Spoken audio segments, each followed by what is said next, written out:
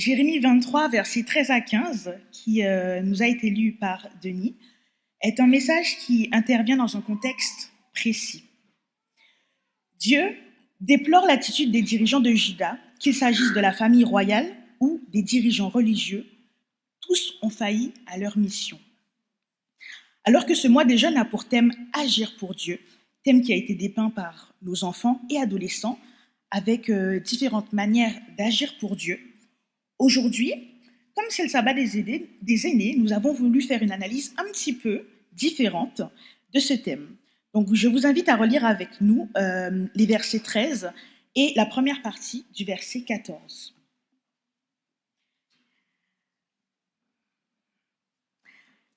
J'ai vu des choses scandaleuses chez les prophètes de Samarie. Ils ont prophétisé au nom du Dieu Baal et ils ont égaré mon peuple, Israël. Mais à Jérusalem et parmi ces prophètes, j'ai vu des abominations. On commet l'adultère, on vit dans le mensonge. Les habitants de Samarie louaient en effet Baal, qui est un faux Dieu, et il n'est plus du tout question du Dieu d'Israël. Et ils sont totalement en accord avec leur nouvelle croyance. De l'autre côté, nous avons Juda, qui conserve l'apparence de la piété. Ils prétendent servir le Dieu vivant, mais leurs actions sont en contradiction totale avec les principes de la foi. Dieu invite son peuple à s'interroger sur sa propre gangrène plutôt que de juger celle du peuple d'en face. Les habitants de Juda font preuve d'hypocrisie avec eux-mêmes, les autres et Dieu. Ceux qui sont censés représenter Dieu encouragent des comportements contraires à la doctrine divine et entraînent le peuple dans leur chute. On a toujours tendance à regarder chez les autres, pourtant c'est souvent pire chez nous. Nous avons tendance à minimiser l'impact de nos actes vis-à-vis de ceux des autres. Nous sommes parfois comme Judas hypocrites quant à nos croyances et valeurs. Bien souvent, nous nous comparons aux non-croyants, aux autres religions, à d'autres frères et sœurs de l'Église. Nous cherchons à nous rassurer et nous veillons constamment aux faux pas de l'autre. Souvent, nous prévoyons une conduite précise pour les uns et les autres. Il est temps de s'arrêter. Et si aujourd'hui, je me concentrais sur moi? Dans ce texte, il est question de prophètes. Certains pourraient de ce fait ne pas se sentir concernés par ce qui suit. Pourtant, nous devons faire face à une réalité, c'est que chacun de nous ici est un prophète. Avant la venue du Christ, nous étions sous la dispensation de Dieu et le Père utilisait des vecteurs précis pour délivrer sa volonté à son peuple. Avec la venue du Christ, l'homme, avec un grand H, a su qu'il pouvait communier avec et rencontrer directement le Père. C'est la dispensation du Fils. Lorsque Jésus est parti, il a dit « Je vous laisse le consolateur, celui qui vous convaincra de pécher et de bien faire ». Depuis, nous vivons sous la dispensation de l'Esprit. Il est notre intermédiaire privilégié. Depuis la Pentecôte, il est en chaque personne qui accepte de le recevoir avec le don de l'Esprit. Chacun d'entre nous peut être prophète. 1 Pierre 2, verset 9 nous dit « Vous, au contraire, vous êtes une race élue, un sacerdoce royal, une nation sainte, un peuple acquis, afin que vous annonciez les vertus de celui qui vous a appelé des ténèbres à son admirable lumière. »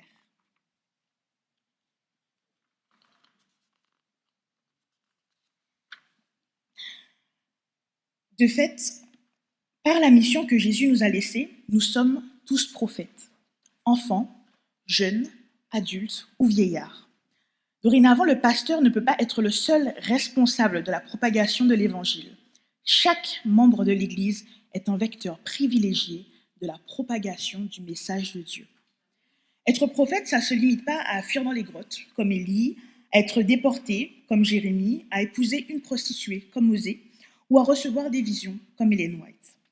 Être prophète, c'est parler de Dieu à son prochain, annoncer le retour de Jésus et agir en accord avec les préceptes divins. Être prophète aujourd'hui, c'est être un véritable témoin de Christ. En quoi cela m'engage ? Souvenons-nous qu'on considère qu'en Samarie, il n'est plus question du Dieu d'Israël.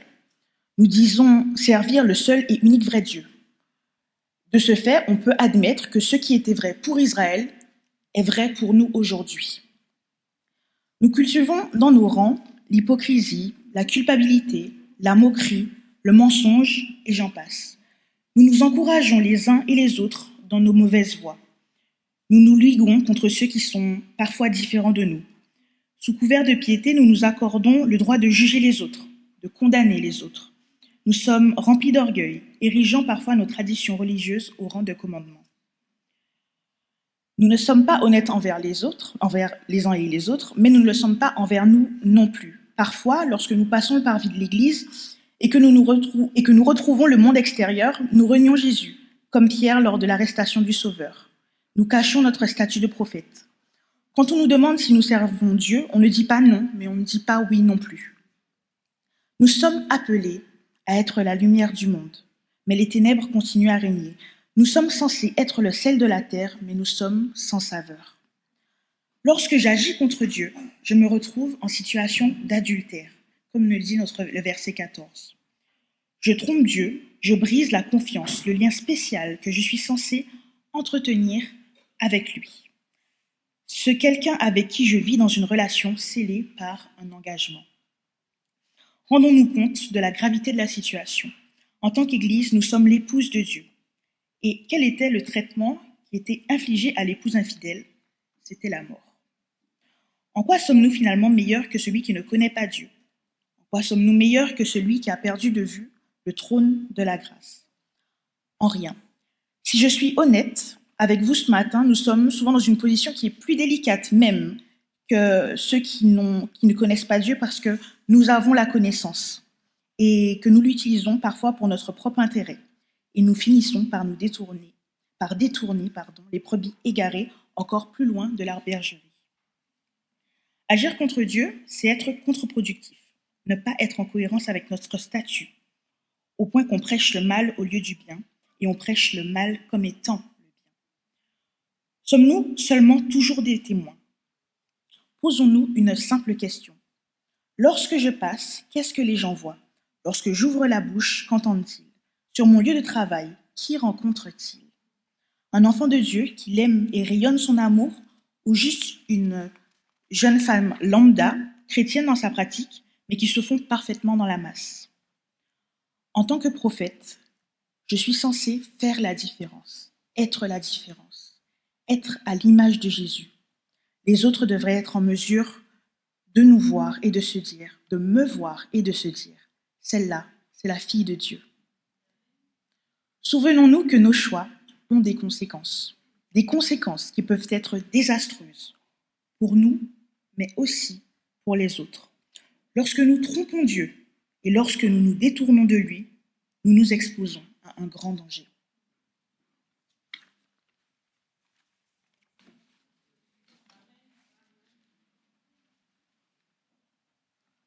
Reprenons notre texte au verset 14, la deuxième partie, et le verset 15. Ils sont à mes yeux comme Sodome, et les habitants de Jérusalem comme Gomorrhe. C'est pourquoi, ainsi parle l'Éternel des armées sur les prophètes. Voici, je vais les nourrir d'absinthe, et je leur ferai boire des eaux empoisonnées. Car c'est par les prophètes de Jérusalem que l'impiété s'est répandue dans tout le pays.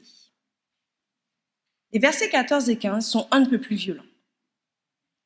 On a un champ lexical de la mort par empoisonnement. C'est quelque chose d'assez violent, d'assez surprenant finalement. Et on se dit que si ça vient de Dieu, c'est assez bizarre, surtout si on considère que Dieu est un Dieu d'amour. Lorsque Dieu compare le peuple d'Israël et les prophètes à Sodome et Gomorrhe, cela a une résonance pour eux toute particulière et devra en avoir également une pour nous.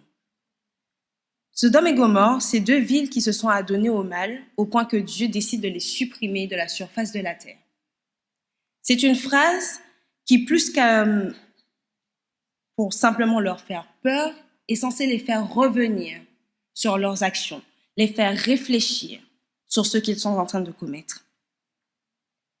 Ce peuple s'est détourné de Dieu. Et donc, Dieu ne peut malheureusement, avec la liberté de choix qu'il nous a accordée, qu'observer leur mort, leur décrépitude, leur chute dans le péché. On pourrait se demander, est-ce que cette analogie s'applique encore à nous aujourd'hui? Malheureusement, oui. Pourquoi? Lorsque je discute avec des non-chrétiens ou avec des non-croyants, notamment à la fac, j'ai pu constater à regret que pour la plupart, ils retiennent une chose de la religion. C'est que les religieux sont plus enfermés dans une piété d'apparence que dans un réel amour envers leur prochain. Je vous propose de faire un petit détour vers une parabole de Christ. C'est l'histoire d'un homme qui se fait agresser par des brigands. Il est laissé pour mort sur le bord de la route. 3 personnes vont passer. Seulement une va s'arrêter. Vous connaissez cette histoire. Il s'agit de la parabole du bon samaritain. Ce matin, j'aimerais qu'on se concentre sur les 2 premiers personnages, le lévite et le prêtre. Nous sommes des lévites et des prêtres des temps modernes. Nous sommes des personnes qui connaissons Dieu. Nous connaissons la Bible, nous connaissons la parole. Nous savons quelle attitude nous sommes censés avoir. Pourtant, dans cette parabole, ces 2 hommes, représentants de Dieu, dirigeants du peuple, exemple pour ce peuple, vont passer, fouler aux pieds cet homme et ne pas s'arrêter. Parfois, nous faisons la même chose. Alors oui, vous me direz, je ne laisserai jamais quelqu'un qu'on a laissé pour mort, sans appeler les pompiers, sans lui venir en aide. Pas de souci. Mais bien souvent, nous voyons quelqu'un en détresse et nous estimons que ça n'a rien à voir avec nous, donc nous ne posons pas de questions. D'autres fois, nous allons voir une personne rejetée et par peur d'être rejetés nous-mêmes, nous n'allons pas non plus nous approcher. C'est en ça qu'on leur ressemble. Ils possédaient la connaissance de la loi, mais en pratique, il n'en était rien. Parfois, nous nous servons de la loi et de nos traditions pour justifier nos actes, et non pour l'appliquer. Ces lois et traditions nous servent de justification pour ne pas mettre en pratique ce que Dieu nous commande. Par exemple, en venant à l'église un sabbat matin, vous pourrez entendre des gens dire « Je n'ai pas pu payer de pain à ce sans-abri parce qu'aujourd'hui c'est sabbat. » Ou encore « Je n'ai pas pu lui donner d'argent, je n'ai pas encore donné ma dîme. » Nous avons une responsabilité, comme les religieux de cette histoire, de représenter Jésus aux autres, à l'extérieur. Si, comme les religieux, nous agissons en contradiction avec les principes véhiculés par la parole, comment les personnes qui ne le connaissent pas pourraient comprendre qui il est? Dieu dit encore, « Je vais les nourrir d'absinthe et leur faire boire de l'eau empoisonnée, car c'est par les prophètes de Jérusalem que la profanation s'est répandue dans le pays. » Ce n'est pas une condamnation anodine. Il ne s'agit pas de paroles creuses ou gratuites, de paroles méchantes et effrayantes. Ce que Dieu leur annonce ici, c'est la conséquence de leurs actes. Ils ont péché, et Dieu est très clair à ce sujet. Le salaire du péché, c'est la mort. Celui qui prend plaisir au mal ne peut se diriger que vers la mort, car il s'éloigne de Dieu. Et là où il n'y a pas de Dieu, il n'y a pas de vie. Dieu ne souhaite qu'une seule chose, que nous fassions le choix de la vie. Mais lorsque nous agissons contre lui, alors nous coupons une connexion, cette connexion que Jésus a rétablie entre nous et le Père. Comment pourrions-nous accomplir notre rôle de prophète si nous ne sommes plus en connexion avec celui-là même qui nous a confié la mission? Car il faut encore que nous soyons certains d'une chose.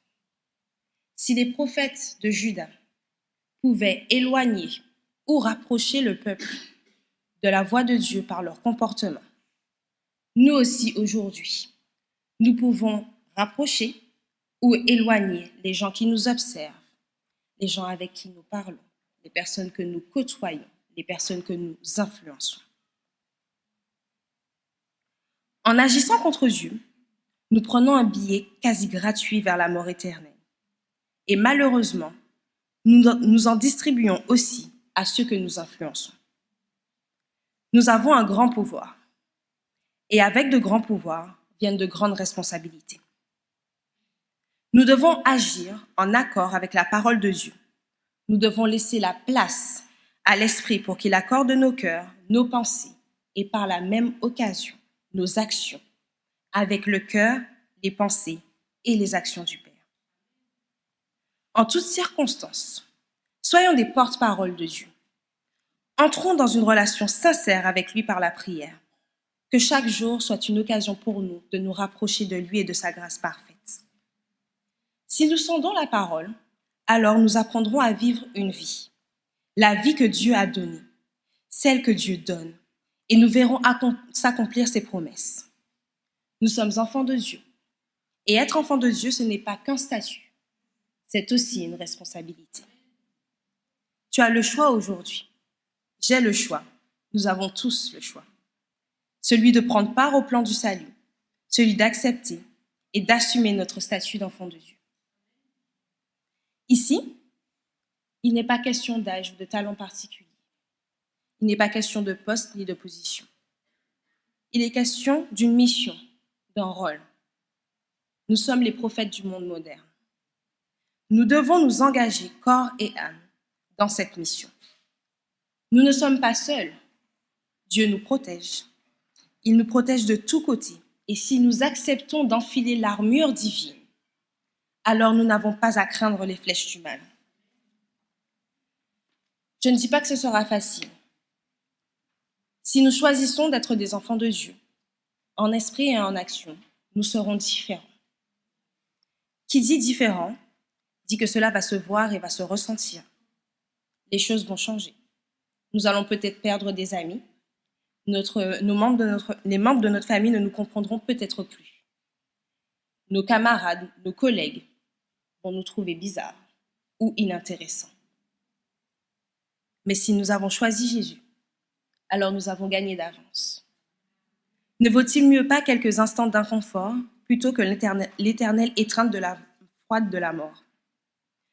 Nous sommes tous appelés à servir, que ce soit au sein de notre communauté ou à l'extérieur.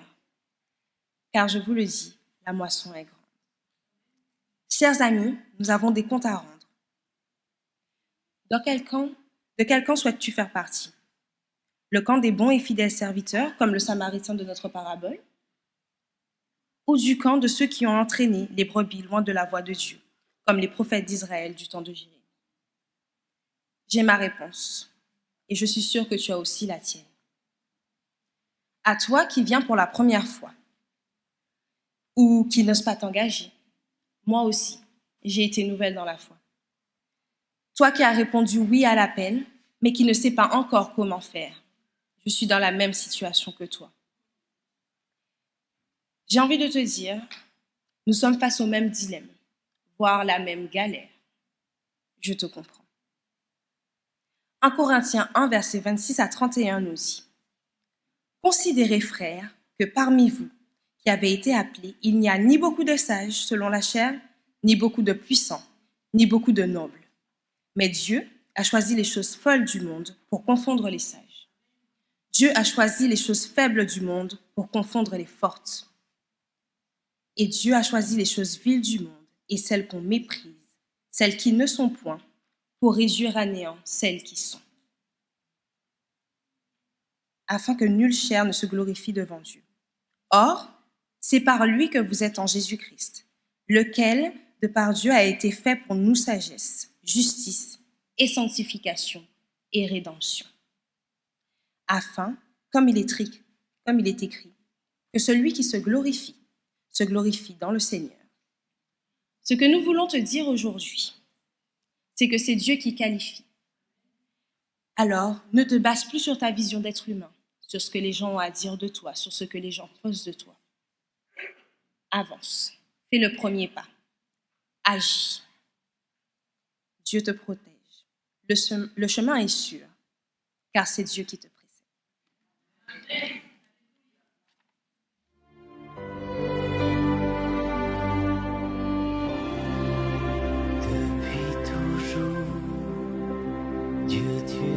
Choisi depuis toujours, Dieu, tu m'as béni et appelé avant ma naissance, tu me